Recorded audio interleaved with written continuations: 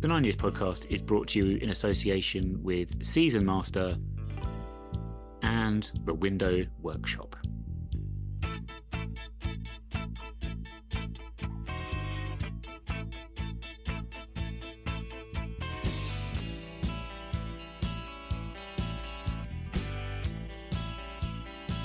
All right, everybody, welcome to the 9 Years podcast. I'm Nick Draper, joined as always by the face of the VC Sport website, Mr. Stuart Deacons, and we're going to try and bring some positivity and some good vibes to you all because the club seems a little bit down at the minute, which is mental because we're still fifth in the league, and let's be honest, we are going to be in the playoffs, and we'd have all taken that before a ball was kicked this season.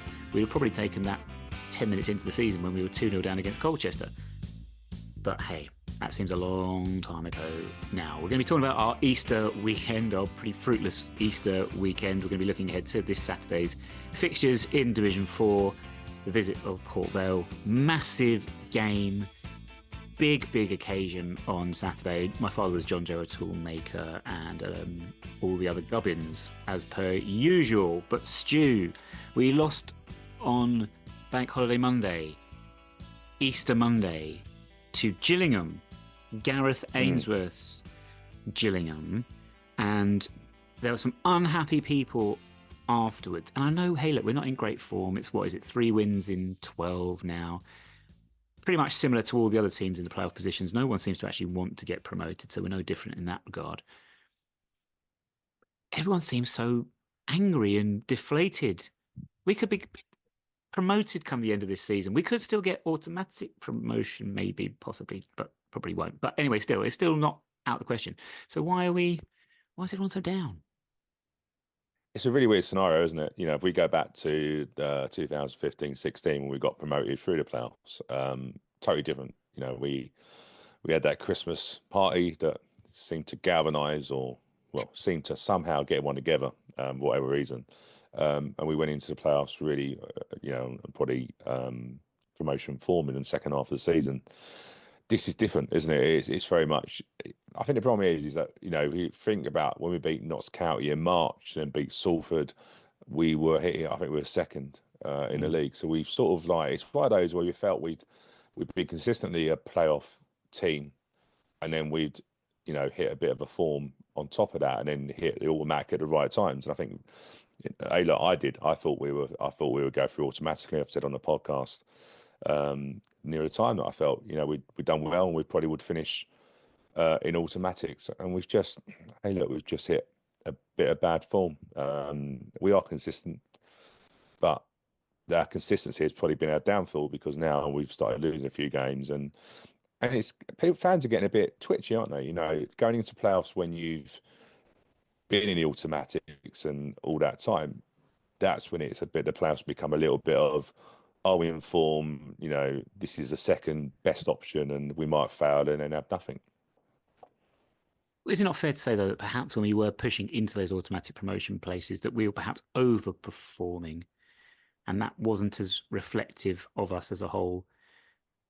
Therefore, where we are now, sort of playoff position, does kind of match where we're at. Yeah. Consistently, I think I said to you, didn't I, after we beat Harrogate 3-0, I think in early September, October, we've been a bit later than that, wasn't it, I think? Yeah, I can't remember now. I'll find out. That's such a long season. But we've been in the playoff places since then. We've not dropped out of it. So yeah, we are a playoff team. I think it's just a case of we probably increased expectation by that. But you're right, we are overachieving. We're 14th in the league table. So we are well overachieving if you look at it. But I suppose in the budget table. In the budget table, yeah. Yeah. But I think if you look at it, January, I think when you look beginning of the season, we probably would say playoffs, and then how well we were doing in January, you sort of go, right, we haven't lost anybody. We brought in Marcus Brown, Sam Hutchinson. You sort of go, actually, we might have a chance on automatics. And then the flip side of it, everyone else around us is doing their best not to win. So, and look, we're probably no different to a lot of fans like Walsall, Notts County, Bradford going, if only we could put some form together. you know, every time it always feels like when you get a draw, someone else gets a draw, they drop points, and I think that's probably the frustration that we feel like teams around us are mucking up and we're not capitalising. But I reckon you could speak to most fans in the top seven that you would say that. I actually look at the division this season, and there's not one set of fans that I think is happy. I mean, Doncaster fans might be happy now, but no. If I was to actually say, like, because honestly, as you said there, the teams in the actual playoff positions, none of us are in any good form. All sets of fans seem a bit miserable, to be honest with you, and pessimistic about our or their respective teams' chances. Who in this tier, in this division, has had what you'd call, say, a happy season? Bromley? Bromley fans are probably quite happy. Everyone else is probably, Yeah, I suppose Harrogate fans will probably be, you know what I mean? Like, yeah, just another season in this league and maybe not particularly exciting and they couldn't score goals for a very long time. But who else? Everyone else just seems either to be underperforming or completely devoid of any hope of actually achieving anything this season. yeah, you're right. Bromley would be ecstatic as fans. Stayed up comfortably. We're trying to get through in the playoffs, weren't they? Yeah. I I would say Swindon fans are happy, but they're probably happier of how they finished rather than how they started. Yeah, second half of the season, certainly. Yeah, Yeah, you know, because if you're a Swindon fan, you're going to be going, well, look, if we go into the season with this form, we're going to romp the league, especially the way they've been turning some teams over. Although did lose incidentally at home to Bromley 1-0, and Bromley have that in there. Bromley are just a horrible team they're just to a play well, against. they're a horrible club and horrible Horrible people, and team, horrible place, uh, and yeah, everything is. And I don't even know who actually supports Bromley. To be honest with you, I know there are some people, but yeah. Anyway, um, yeah. I think that's really what it is. Crew tried to get in playoffs, but I think their fans are realistic that they are a club that has a really good academy, brings players through, sells. That's really what we are. Um, but we're not probably as accepting as a Crew fan is, that we have that. You know, we're greedy. We're greedy. We want it, you know, and all fans are greedy. Um, but I think that's probably what is doing us at the moment. You know, um, Doncaster put a bit of form together when we played them a couple of weeks ago. You wouldn't have said they are 8 points better than us. Um, no. but the difference is they scoring goals. You know, so I think they scored six in the last two over Easter. We scored none over Easter, and that's our problem. We're just not scoring goals. Do you know where it all fell apart for us this season, Stu? This Go is on. gonna, this is gonna. I can feel the reaction to this already, and I love it. Okay, it all started falling apart for us when Jake Reeves got sent off against Doncaster. And ever since Jake Reeves has not been in the team, we've been rubbish. Yeah. Hey, look, do you know what? I question why people were questioning Jake Reeves, if I'm being honest with you. And I'm not going to gloat now because I'm not going to. But, you know, when you look at our performances of people moaning, yeah, hey, look, we're going to discuss the two games with Gillingham. We've got Aaron Sassu and Foyo on, and they're literally looking over their heads all the time because the ball's being pumped by Joe Lewis, but it's because we don't have that link person in there. We don't have that link. Jake Reeves just comes in, picks things up, and yes, he slows things down. He does, but that's probably what we needed in some of these games, and we do. We don't have that type of player that's comfortable playing from coming and get centre halves, joining it in. We just don't have that, and Jake Reeves is a brilliant captain, but an important player. But sometimes you've got to be without players to realise what they Yeah, do. yeah. I think it's the Chesterton's fence argument of in footballing terms, kind of. It kind of works as a metaphor. Anyway, um, yeah, let's talk about these two games then. Let's start with Chesterfield. Horrendously. Oh, actually, before we do that, sorry, Harrogate. That 3-0 win you said, by the way, Stu, was on the 7th of December. Okay, and Huh. when I looked that up, it made me realise that that was at the start of a run of where we lost only once in 17 games in the league. And we I had a good mean, December as well from memory. we had a great, yeah, we lost at Chesterfield just before Christmas, but that was it. That was the one defeat. Um, Yeah. Otherwise, it was yeah, we were flying. We also in December, of course, some of you might remember, we smashed the franchise in the FA Cup as well. But yeah, just I think maybe perhaps we didn't realise how good a run that was really because we had the Dagenham game maybe that we lost in the FA Cup and we had disappointments, some disappointing draws in that. But one defeat in 17. Anyway, sorry, getting sidetracked. Chesterfield, as I mentioned, that the one defeat in those 17 was away at Chesterfield. We lost 1-0. We played them at Plough Lane on Friday, Good Friday, and again failed to score against them. Not sure when we did last score against them actually, because they knocked us out of the FA Cup a couple of seasons ago as well as a non-league team. Um, one of the worst football games, one Yeah. of the worst games of football you've ever seen. Is that fair? It wasn't good for us. I thought Chesterfield were decent. I really did. I liked Chesterfield. Yeah, I did. Yeah. Um, I thought they matched us physically. Omar struggled to really get anything against their centre where Freda played at the back. Nothing really stuck. They managed to stop Josh Nerville and Tilly getting out. They nullified us, if I'm being honest with you. And that's why it turned out to be a bit of a poor game. Mm. It's very difficult to actually remember much of the game in terms of what do we have any chances? We didn't have much. And the only real entertainment was Paul Cook on a touchline. Absolute hilarious. Yeah, Could he you did. imagine him and Ian Holloway? Could you imagine him and Ian Holloway in opposite boxes? That must be comedy gold. Because to be fair, Paul Cook took it really well. He was having the right argument and then turning around, just smiling at us all. Yeah. Not in a horrible way, but No, just no, sort no. of go of Joe, what this is quite funny. Yes. I found him great entertainment, really did. I like the humility, to be honest with you. I know people sort of laugh at him and his squeaky voice shouting and yelling at the players or whatever, but Yeah, in those moments when he's bantering a little banter and a wink with the crowd, it's like a nod and a wink to the crowd. It's yeah, it wasn't it fair wasn't play to aggressive, him. was it? It Not wasn't at all. aggressive. It No, no. wasn't. It was very much playing in the spirit of them having a go at him having a go at referee, and then us all going, look, we've had a laugh together. Yeah, exactly that. And at the end of the day, Stu, as we've always said, football should be fun. Okay, we do forget this with football, right? At the end of the day, it's there. It's a good thing. It's meant to be fun, and we sort of sometimes forget all this. We get lost in the minutiae of it and everything like that. But um, Chesterfield, I do remember one thing is they probably had the best chance of the game where they should have scored. And I can't remember which player it was. Was it Manderville? Maybe had a header 6 yards out very early in the first Early on, half. wasn't it? Yeah, and he should have scored that. That was probably the best chance of the game, to be honest with you. Um, and the other thing is I did think this was going to happen, that the subs were going to come on about the hour mark, um, and we'd try and something different. But God love them, Sasu and Foyo. I think if you're looking to get promoted in a division, we finished that Chesterfield game with a completely out of sorts Joe Pigott. Don't know what's going on Yeah, there. yeah. Osman Foyo and Aaron Sasu, and I'm thinking if all the other teams in the playoffs are looking at our forward line at that point, every other set of fans is probably thinking we're in a much better position. And that's not to be Yeah. it's not to be too, I don't want to be too harsh on him, but it's a combination of things. It's Joe's clearly just something's not happening for him at the minute, and the other two, I mean, Foyer's played what?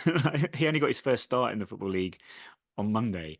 Like he's a young, inexperienced player learning the game. We're expecting to get promoted with him. Well, yeah, Foyo, let's be fair, Foyo was on loan at Chelmsford. Chelmsford. Yeah. Sort of Conference South, I Yeah. believe. Conference South. And so that's the level he was at, and we brought him in. He's going to be an impact sub. I think the problem is he has a bit of pace, and fans are just like, well, just chuck him on. And I get that. I get that. Sassu's I'm quite a big fan of Aaron Sassu. I think the problem we've got at the moment is just not too sure where to play him. He did play left wing back during pre-season before he got injured, and I really liked him in that position. I thought he'd give Tilly some real competition. We played him left side. We're replacing for Kelly. I'll be truthful. I think the formation's our problem. I don't think it's actually the personnel within it.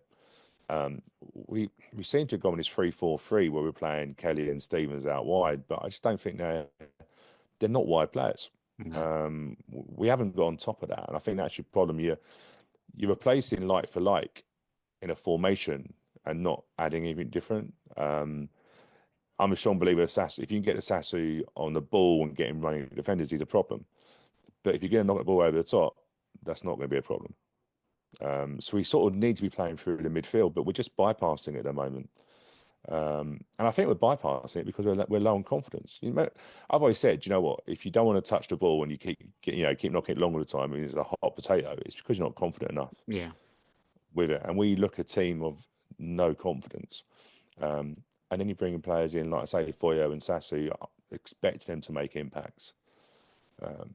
Josh Kelly is the biggest concern for me. He scored goals for fun in the National League, but we've made him out to be a left winger, and he's not a left. I feel at the moment we're scared to lose. Yes, that's scared what. to win. Yeah, Scared to win. Just scared. When we got talent, I'm really hoping that the defeat against Gillingham will force us to maybe look at a different formation or how we play the front three. Because if we don't, we're not going to score goals, and I'm not looking forward to penalty shootouts to get through the playoff rounds. but it comes back to what you said about Jake Reed earlier, because there's a couple of things, but we'll start with that one. The new formation, what have you? Callum Maycock and Ali Smith, you want them in the box. We've seen that. We saw that at Carlisle where they both scored. We've seen that all throughout the season. Get them in those advanced positions where they're almost like that extra runner into the box, and you're going to get a lot of joy from them. But then we don't have that anchor behind them at the minute with the way we're set up in this 3-4-3. I'm not sure how you derive that unless we go back to the 3-5-2 more like we did at the start of the season, which might That's what I'd rather do. help us out. Which is tricky, as you say, because then who plays the Reeves role against Port Vale? Because James Ball has been injured for a long time and he's not come back in yet, so he's not had any game time. Who else can play? Who else is there that could play that role, to be honest with you? No, and that's your problem. So at the moment, it's Ali Smith who's done that, and then Ali Smith's been scoring goals because he's been pushed further forward. Exactly. So we sort of lost that threat. Maycock's a bit of a concern for me at the moment, the way we're playing. I think Maycock's better as a late runner into the box, late runs, but you can't make a late run when we're knocking diagonal balls from Joe Lewis 60 yards because the ball's just flying past him. And it feels to me like a Maycock is better with a slower build-up, and then you can get him late runs. But the way we're playing at the moment, we're knocking diagonal balls. How do you get your midfielders into it? Because all they're really doing is picking up scraps. And I think Maycock's a better player than that. I just don't think he suits how we're playing. And we've just crept into it. You're talking about a form, 17 games unbeaten. That is when we were playing a 3-5-2. Yeah. With Matty Stevens and Bugel, and then we're playing a 3 in the middle. I feel like Johnny's frightened to change a formation because if you break it down, we're in a playoff position. It's worked. Technically, we've hit the playoffs. But I feel either we're gonna be safe and stay the way we are and hope that our defensive record and our home form will get us through, and it might well do. Or do you go, do you know what? We're not getting the best out of it. We've got a 21 goal scorer in Matty Stevens who isn't getting any chances. So are you brave enough to change it to go, well, we're in the playoffs, but we can be better and then re-attack the playoffs, or we stay safe? We'll stay safe because Johnny is that safe manager. He sticks to what works. But at the moment it's hard. It's a hard watch. It's a hard watch, and I think the playoffs. I know we talk about players if we've qualified. I think we will. It's going to be a really tough. I think at the moment, what we should do is try our best to play either Notts County or Walsall. They are the weak teams. Yeah, they are. Yeah, 100%. And that if we get, and I don't even think Grimsby are that great either. No. There's no one. Stu, I have said I would rather. Do you know what? Not only is there no one in form or anyone any good at this moment in time in the playoffs, the football is going to be horrendously dull to watch because just awful matches that are going to be ahead of us in these playoffs. I'm happy to just say draw lots. Just do away with it all. Just draw lots for whoever gets to the 4th promotion spot because that save us all a lot of money and a lot of bother. The two teams that I'd be worried about playing would be Salford and Chesterfield. Yeah, the ones that come in. Yeah, the one that gets in. Whoever finishes 7th is probably the favourites. Well, Salford will beat you up. Yeah, and they're Salford horrible. are a very good team. Yeah. Chesterfield, I think, are a very good team. I'm really impressed with them. Colchester falling away. Lyle Taylor's out for the rest of the season. Well, that's obvious if you get a couple of week injury. But I think they've also lost a few other players as well, and they got a player sent off as well on Monday. Right. So I think realistically, I think the 4 that are in there now will stay in there. It just depends on where they finish in their final places. But it's not. It's an open as a playoff. it's wide open, which is good for us because we've dropped out a little bit. Walsall are the team. I think Walsall are the team. I know we drew 1-0, but let's be fair. I think Walsall are the team. And I have to say, by the way, I did enjoy when their goal got disallowed late on against Newport, because they celebrate. I don't understand it right. They celebrated really well. Of course they would. They scored a last-minute handball, Yeah. but the linesman didn't give it until it was spoken to. Yeah, I know. I didn't. Somebody said it's something to do with lines of being having only flagging for certain things, but I thought, but surely what made maybe the linesman did have a word in his ear. Maybe that's what it was. But I don't. Who Maybe knows? Who knows? I was confused by it that. was cruel on the Walsall fans because They had I to. think Yeah. that would have sent them top. Um, Yeah. but do you know what? I watched the whole game and Walsall are shocking. They are shocking. I They know have a. we're not too much better. I know we're not too much better either, Yeah. but they're nothing to worry about. They say the same Mm. about us. That's why it's wide open. I still like Stirk in centre midfield. I still think he's a quality player. But he's not as effective at the moment. I, Well, of I, course I not. agree No. with you. It was great. I thought he was really good against us. And also with Lake in the midfield, I thought them two were Yeah. really tasty. Mm. Lakin's not on the scene at the moment, but I think at the moment they're low on confidence. They're frightened of their own shadow, and they know they've mucked it up. Like their form since the beginning of the year is basically bottom two. Yeah. Um, It's shocking. It's so bad. yeah, but they are the team to place because if anyone is gonna feel the pressure in this situation, and anyone's gonna feel the pressure, but I think Walsall will feel the pressure out of all of them. Their fans are on their back. Notts County will feel the pressure because Notts County are Notts County. Although I was disappointed to see that Alex Bass was back in goal on Monday. I thought he was out for the rest of the season. That's a massive change for Notts County because he's a very good goalkeeper. Yeah. But yeah, it's all fun. It's all fun. I can't wait.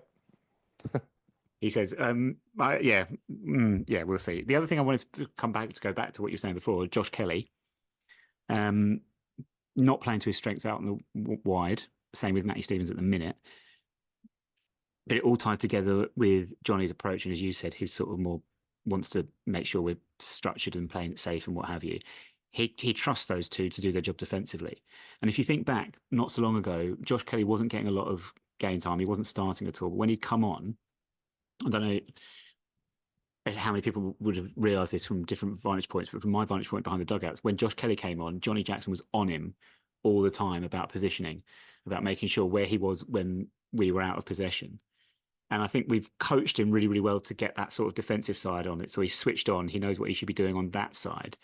But then we've almost nullified then the reasons we brought him to the football club, which was, oh, I can't believe I've just dropped one of those. Well, we brought him to Wimbledon when we brought him to the team, um, was to score goals.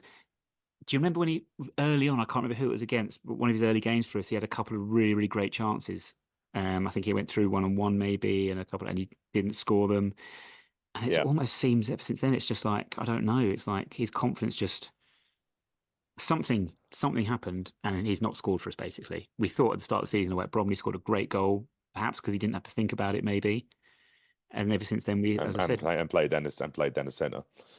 played down a bit. Well, this is it as well, exactly. And it's almost like we've almost sort of turned him into a player that he isn't, which is Do you know what? strange to me. It's very difficult to moan, right? It's very difficult to moan because I'm not the top 20 podcast. Annie Maxwell says constantly we are the best structured team in terms of defensively. Yeah, We are so well defensive, yeah, and it demonstrates that. We've conceded 33 league goals. The next closest is Bradford with 43 yeah. Well, and tells you. Colchester. We are 10 goals. We don't even concede a goal a game. Yeah, So structure, you can't argue with the stats and the facts. Johnny has got a team that is structurally, defensively sound, but it's going at the moment. Are we going to stick with that and nick the odd goal, which we haven't? We haven't been able. We haven't. We're not scoring for set pieces. We got a really good. How are we not scoring with the height we've got in our team and stuff? yeah, And we're not putting those gilt-edged chances away, but we were and nicking games 1-0. We weren't nicking games 3 or 4-0. We were nicking them by the odd goal. And we were like, well, we know we can keep a clean sheet and we can probably nick a goal, we'll win the game. That's what we've done a lot. yeah. Difference is when you're conceding goal, and we're not conceding loads. No, That's the thing, isn't it? not at So all. it's very. I find it very difficult to have a moan at anything that we've done and what Johnny Jackson has done because we are structurally really, really good, and that may still see us through. I think fans are getting a bit worried at the moment because we're not scoring those chances that we've been creating. I think the stats, I think the XG and all those sort of things are still saying that we're doing all the right things to get results. But if you don't put the ball in the back of the net, you don't do it. And you're right, Josh Kelly and Matty Stevens work so hard for the team, Yeah. but you want them to be you want them, they're goal scorers. They're not defensive wingers. Yeah. But how can you? I just find it very difficult to criticise. We're fifth in the league, best defensive record, second best home form. The stats tell you that we've done a good season. I was saying this earlier today, actually. We are fifth in the table, as you said earlier, Stu, with, we believe, the 14th biggest budget in the division. We are Yeah. massively outperforming our budget. We've got the best defensive record in the league, as you say. Criticism, I do sort of, maybe some people say this is sitting on the fence or whatever. I don't view this as criticism, to be honest with you. I view this as just discussing what's going on and trying to get to the bottom of things. I'm not pointing fingers. It's all understandable. Like, I understand why we make certain decisions and selections and what have you. I can't sit here and say any of us would do any better. I'm not sure anyone would claim that. We're just commenting on what's in front of us, and this is what we're seeing. And if people don't want to interpret that as criticism, then fair enough. But I think it's just shooting the breeze, really. Obviously on Twitter now, I had a few sort of Twitter conversations where people were saying we were in really bad form, and then you go, well, actually, beginning of March, we beat Notts County at home, we beat Salford, we drew at Doncaster, we drew at Colchester. They're not bad results. No. We've just in amongst that, we've lost at home to Bromley, we've lost at home to Cheltenham. Yeah. To be fair, no great chase because Cheltenham, they won. Who they beat? Notts County. Yeah. So the problem is you only remember your last couple of games, but we haven't played poorly for the last few weeks. We've just had bad results. But this is the business point of the season. It's how you wrap up the season, isn't it? Would people disagree with you on not playing badly against Gillingham? Oh, Gillingham were terrible. Yeah, Gillingham were terrible. But you're allowed to, but you can have those sort of games, If you compare that away at Doncaster, we defended for our lives and defended really well against Doncaster, who are now top. Yeah.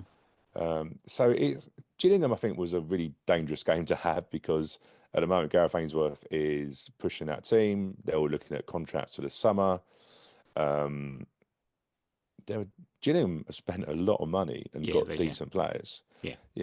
And the only goal of the game we conceded was a great run from Bradley Dack, who's championship quality. Yeah. That was the only thing we switched off. Callum Maycock didn't find a run. Dack finds a run, plays it, and great, good finish. But we didn't even threaten to equalise. We didn't have a shot on target, did we? No, so we didn't play well. We didn't play great. But if you look at it in isolation, I think it's a game we've really not created. Probably a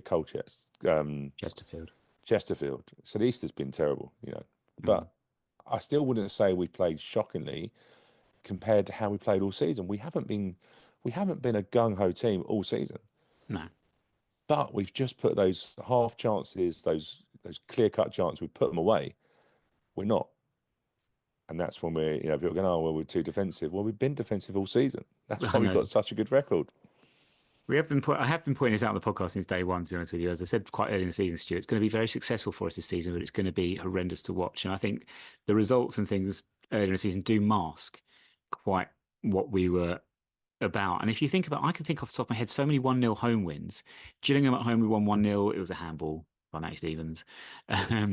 Salford, we won 1-0 because their player had an aberration on the halfway line, lets Matty Stevens in. Bradford, Doncaster, 1-0 wins where we've clawed it out. Doncaster messed up with trying to pass the ball around the back like all these teams do. Notts County were the same. So it's not as you say. I know. I think sometimes you get results like we beat Carlisle 4-0, we beat Morecambe 3-0, we beat Harrogate 3-0. Great results. We wouldn't have done these in previous years, actually, because we've always seemed to struggle against the weaker teams in the league. But they perhaps, again, masked what we are actually about. as I've said before, playing Carlisle, I mean, basically playing a team of Liam Trotters, weren't we? They were just statues. But hey, But then you look at Carlisle. Since then, Carlisle have had some decent well, performances. Drew 3-0 with Port Vale. oh no, yeah, sorry. Well, the away win at Carlisle was fantastic. That was an excellent, really good Yeah. win because they were on the way up. But I'm talking about Oh, back in under Williamson and yeah. yeah. Um, Williamson yeah, trying to play total football without players. yeah. Yeah. But hey, look, Joe, what? I think it's difficult to review the season now because anyone listening will go, "You're crazy," because you're saying we've had a good season. When we look at the end of the season, how whether we get into play, well, whether we win a playoffs or whatever, we can reflect and go, actually, look at the key markers. We did well in those, and it then begs the question: if we're not successful in getting promotion, what do we do next season? Do we set up the same? Do we try and be a bit more attacking? That's probably the time to look at it. But I think we got two games. Port Vale. Let's hope let's try and make sure they don't have their promotion party at Plough Lane on Saturday, and then go to it'd be nice if we beat Port Vale and then go to Grimsby and a dead rubber. That would be great. We can rest some players, but we're probably going to have to go there with a full strength team to try and guarantee that we get. We've got to finish fourth or fifth because we need to have that second. In my opinion, we need to have the second leg. And also because I want us to be away first because it's my son's birthday on the playoff date. So I'm probably not going to be going. So yeah. Um, hey, look, we should be looking forward to the playoffs. It's an exciting thing, isn't it? I just yeah, and I was just well, yeah, they are, but yeah, just to follow up on your point there about reflecting on this at the moment because of where we were and the form and how we're playing at the minute, and people aren't going to look back on it as a great season or anything like that. 96, 97, was that a good season for Wimbledon? That was when we lost the two semi-finals, wasn't it? Yeah, but was that do we Yeah. look back on that season fondly as a good season? Yes. Okay, Massively. second half of that It's season, there's yeah. we won 2 out of 17. No one We run remembers out that of now. no. But if you look at in terms of the results we had and the performances we had, that team was an exciting team to watch. Yeah, Um, but and I think Marcus Gale and Robbie Old have gone on record just saying we didn't. I think we have a Kuka when we've done the podcast. We didn't have the squad depth mm, to counter those games. So that was back in the day when the squads weren't massive. Even ours was a bit shorter. You know, but when you look at disappointing to go out on away goals against Leicester, who were your sort of equivalent Salford, beat everybody up. yeah. And then Chelsea just turned us over a hybrid. Let's be fair, Gianfranco Sola was a different Yeah, beast, wasn't he? on that day. But we still look back on that season and say that was a very successful season. No one really remembers, like I said, 2 wins out of 17 come the end of it. No one remembers that whatsoever. You just go, all right, yeah, we finished what, seventh in the league, 2 semi-finals. And this season, in 10, 15, 20 years' time, they're going to go, they're not going to remember this. They're going to be like, all right, so you finished the playoffs well above your Yeah, finances and things like that. Best defensive record in the division. Got yeah, beat a Premier League team in the League Cup. lost to the Good, winners. good, good season. Yeah, well, yeah. I try not to mention that. But it's very difficult to reflect on a season that hasn't finished when you're in the form we are. But look, the scenes after the final whistle at Gillingham, you can I think that looks to me like a more of an isolated situation with a few fans getting young. The players shouldn't be reacting, but they're reacting because they're human and they can sense it as well. They're not stupid. They can see we're not playing well.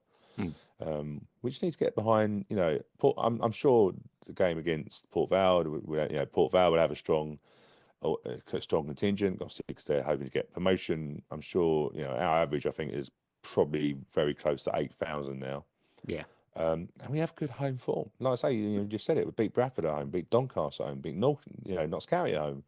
Do you remember we had a time beginning early in the season when people said we just don't beat one in the top seven? yeah, and then And I've just rolled off quite a few results there. yeah, And Port Vale, don't forget, we probably should have equal. We should have got a draw up there when Andy Smith rattled the crossbar late on, and it was chaos, wasn't it? So yeah, I, I I think we just got to try and look at some positives because we can't. Easter's been terrible, but still a long way to go. I was going to say have a quick look, but actually, let's have a look around the division in a minute before we preview the Port Vale game. Let's quickly just do all the other usual bits and pieces that we do on the podcast, Stu, and it's actually been quite difficult for me to follow actually really what's been going on in the division. I've been very, very busy. I've also become a little bit addicted and wasted a lot of time doing this. I've become addicted to failing to complete crossword puzzles. I can't. Okay. I can't get two down. Oh, you got one up on me there. There you go. Very good. One up. Oh no, you can't do one up, can you? You're thinking snakes and ladders. Never mind. Anyway. I was going to make a joke, but I'm not going to. Right. My father was John Joe O'Toole. How about this for a critical? Well done to anyone who gets this one, because this is a random. I think this is a very random player, actually. It's like at the time seemed like a massively famous former player, but now on reflection, people are like, oh yeah. Critic clue: beneath inspecting Rodney's mistaken name. Do you know what? I have no idea, but I'm gonna say Gareth Gwilym. Okay. Just because one, I've been doing some Port Vale rewind, so obviously for the show on Saturday, and Gareth Gwilym played in our 3-2 win against Port Vale. He did. And also, he used to work on the underground. Yeah. He was a tube, not tube worker. He just worked in the underground. He did nights from memory. I know. For TFL, he didn't drive the trains, but he was on the platforms. He was. Yeah, I believe he used to work, do nights and stuff like that. I swear I heard that. Oh. But yeah, so I've just been coming across all these random names. So yes, Gareth Gwilym, which is, if that's right, then I will quit. Yeah. Well, just to remind people if they missed it, that the cryptic clue is beneath inspecting Rodney's mistaken name. Beneath underground, maybe Stu, maybe, possibly. Second question, dead ball specialist who will remember the 2008 playoff final very well.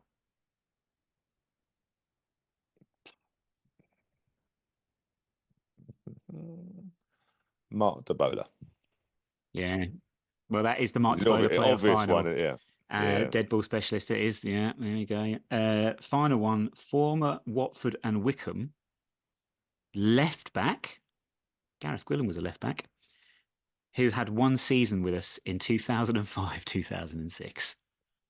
Oh, that was Smith, wasn't it? I can't remember what his first name is. Mr. Smith. Who are you thinking of? No, it's not. It's not a Smith. But who are you thinking of? That's going to. Do you remember the Tommy Smith brothers? Tommy Smith, and there was another Smith that joined us, left back. Jack Smith. Could be that. Bald-headed geezer. Yeah, but that was 15-16. This is 05-06. Yeah, he wasn't that young then.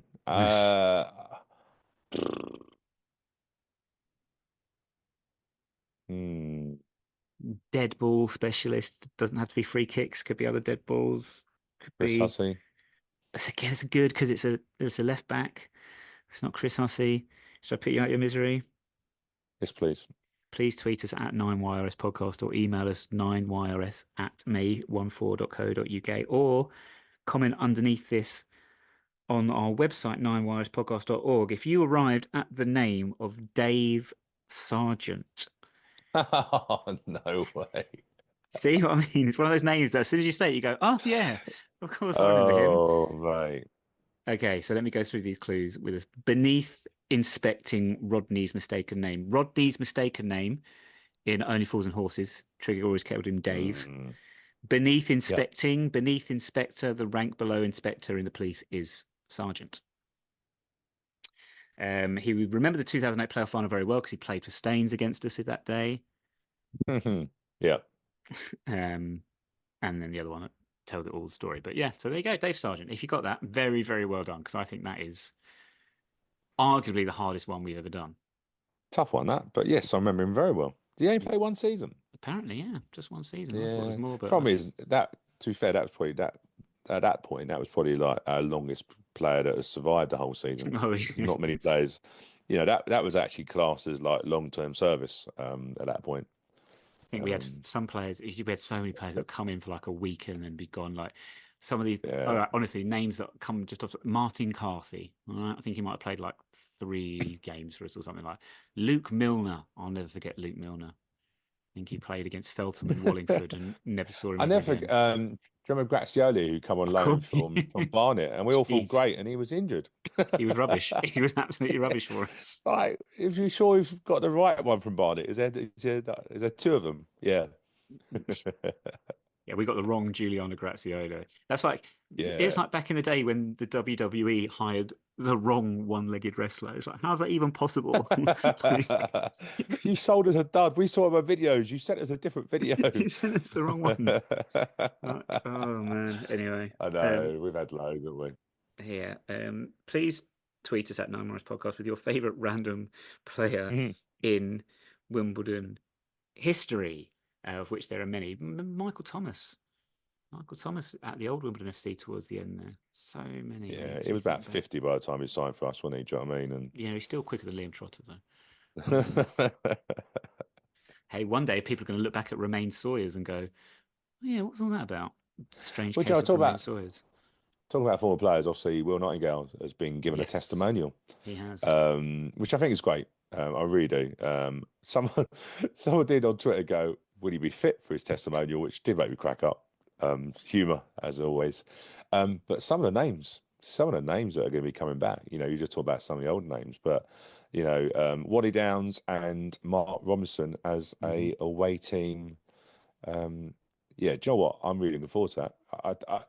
We've never had it. Have we ever had a testimonial for an AFC Wimbledon? I don't even think back in the Wimbledon days we had a testimonial, did we? I can't. I don't think In the I can't 90s, I remember think we had any. one for. Did we have one for Adam Cork after the cup final? Probably yeah, but otherwise I can't remember. But I think in our time we've never had a testimonial. I think it'd be great. Some of the, like you can tell, Will is a very well liked footballer because the actual names that are coming back to play for him is really good. I'm looking forward to it actually. But I think it's just really good that we've recognised his time with us. I concur 100%, and it'll be a great occasion with lots of former players making their way down to take part in that game. Quite the list that has been And released. the 1st of June, so it could technically be a promotion celebration. It's the end. It is the Sunday at the end of the week that starts Bank Holiday Monday at Wembley in the playoff final, potentially, unless Wouldn't they it do. be great, wouldn't it? Well, if it happens, Stu. If it happens, we have to score goals to make that Got to happen. live in. Yeah. Let's just go to penalties now. Didn't Huddersfield or someone get promoted in the playoffs once without scoring? I think they drew both semi-final 0-0 and won on penalties, and then got to the final, drew 0-0 and won on penalties. Is that right? Someone will tell us if that's right. They are our idols. They are the team we aspire to be That's at the the moment. team we aspire to. The team we are playing on Saturday is Port Vale, as we've mentioned, who are currently second. However, they were similarly winless over Easter. They shipped a lot of goals as well, conceded 5 goals over the Easter weekend, picked up 1 point at home to Grimsby. Before the Easter weekend, they were 6 wins in 7, which is an amazing run of form in this division. It is the team with the second best home record this season versus the team with the third best away record this season. So who knows? I'm actually quite excited by it, Stu, because maybe we'll have a game like you mentioned earlier, like the 3-2 at their place earlier in the season when shackles come off and we just go at it and both teams just go at it, because I think that would be more interesting to watch. I'm not saying that's going to happen, but we can dream, don't we? Yeah, it'd be interesting. I've watched Port Vale quite a lot recently, and they're a decent team. Got very good players. Like to play through the middle. Got Stockley up front, Joyas, Tojau, obviously Curtis. They can mix the squad around a bit. I can't see them. They're not going to come to us going for. They're not going to come to us going for a point, are they? No. So realistically, it might be a game that suits us, but they're a good team. They're a very good team. But equally, there's pressure on Darren Moore. That team was expected to go up without having any sort of lost. I think they'd expected to be promoted by now rather than clinging on to it. So, hey, look, I think it's a perfect game for us. It's a game that a team won't come and sit behind a ball and us try and break them down, because that's not what we're good at. So yeah, looking forward to it. Should be a good game. By the time a load of games kick off at 3 o'clock, a lot of football would have already been played in Mm. the division. We're kicking off at 12:30. Um, Doncaster host Bradford at 12:30. Harrogate host Notts County at 1 o'clock before all the 3 o'clocks kick off. The most important of which, Warsaw against Accrington Stanley, and Salford versus Colchester in the perhaps dying scrap to get that final playoff place. Grimsby, who hold it at the moment, travel to. They got a walkover, haven't they? Let's be fair. They feel like a home game with all the black around them because of all the empty seats. Just like honestly. Yeah, do you know what? Let's be fair, right? Second to last week of the season, and you've got first versus third and second. Sorry, first versus third and second versus fifth. Yeah. Like that's mad, isn't it? I know both 12:30 kickoffs, and then you got Notts County and Harrogate are safe now. It wouldn't surprise me to see Harrogate get something, a win or a draw against Notts County. Mm. So you're right. Yeah, I'm not. I look, the 12:30s. I was looking back at 12:30s. We've only actually lost one 12:30 game this season, and that was against Bromley at the start. Oh yeah, I forgot that was a 12:30. Oh yeah. Yeah, it's the only half-12 fixture we've lost. We've either won or drawn them. Well, that's just jinxed Um, us, Stu. What have you done? and also the referee that's with us on Saturday hasn't refereed a game that we've lost. What is the referee's name? Do you know? Can you remember? I have no idea because I can't remember it. But I did look at his records. I always have a look, and I think over 5 or 6 seasons he's refereed us, and we haven't lost yet with Wow. him in the middle. Wow. I'm looking for anything at the moment. Yeah, any positive. I will say I have no idea what's going to happen, but I don't think we're going to lose on Saturday. That's what I will say. Some might think I'm crazy, but hey, we shall see what happens. And then come 5 o'clock on Saturday afternoon. This top seven could look completely different, and we could be going away to Grimsby on the last day comfortably with our playoff position sorted, and perhaps even with a chance of still sneaking that last automatic space. So who knows? Well, yeah. Hey, look, Joe, if we win and we put pressure on Walsall, be behind them, they play at home to Accrington. I think they could play at home to anybody and they'd be under pressure. Yeah, Um, yes, eliminate. but Accrington will. Well, I'm just going to say, by the way, if anyone has seen the goals Accrington score, not what's it Accrington? There was a who played Accrington at there? Was it Carlisle? I think it might have been. Tranmere, 3-0 down, 2-3 all. Yeah, The one you're the thinking about? goals the Tranmere goals they Yeah, it's scored. ridiculous. Every goal was like they literally got goal of the season in one game. Yeah. That's some of the goals were just yeah. The problem is there's been so much football since Good Friday that all the games sort of seem to be going into one, don't they? But yeah, Because, Stu, there's if too much football on TV because of these stupid 12:30 kickoff times. So it all just yeah, but starts Joe, to I mold into like. one. But the 12:30 would be good on Saturday because it means that I can stay, have a bit of a drink, and then watch there's a cup semi-final, isn't it? Um, on Saturday. Can't think what one is if it's the Man City Palace. Is it Man City Palace? I can't. There's 4 teams left. Semi-finals at Wembley is just a nonsense. But there are generations of people now who have never been, or who are not alive the last time an FA Cup semi-final took place away from Wembley. What's That's interesting, is you're saying about 97 when we played at Highbury. yeah, I'm trying to think because it feels like forever they've been played at Wembley now, the yeah, semi-finals. yeah. Well, But we played, since they went back there, since the new Wembley opened, it's always been there. so that would have been 2007 was the first game at Wembley. I know that Yeah. because I've got I went to it against Brazil when they played Brazil. Yes, Stu, I was Um, there with you. oh yeah, that's right. So I remember I bought a framed photo of the new Wembley with date on. So that's how I There you remember go. it. Hmm. So that's been like nearly 20 years I played semi. We need to get over it, Nick. You're always going on about semi-finals. Get over it, Nick. It's never going to happen. Right. Anyway, updates from the Port Vale game will be on Twitter anyway. Nazi Twitter at 9YRS podcast. But that is us done for today. Sorry, just to re-emphasize as well, fuck the 12:30 kickoffs. And if all weekends actually, Stu, I really could do without 12:30 this weekend. Uh, But never and mind. also the women's team are finishing their campaign at home to Billericay at Plough Lane on Sunday. 2 o'clock. And Billy Ricky basically Billy Ricky have done what Milton Keynes done. I think they've lost most of their funding, so they have a rubbish squad. So we should win 2 o'clock. And they've had a great season, mid-table in a league that is heavily financed. So yeah, well done, the ladies. Well done, ladies. If you can get down to Bowen Sunday, please do so and support the women's team. But that is done for this week's Stew. So thank you very much for joining me. Thank you. Thank you, everybody, for listening. We shall sign off as we always do. Conspicuously missing from WrestleMania weekend, Alexa Bliss. Bag first, milk last. 2 + 2 continues to equal 4. We shall speak to you again next week.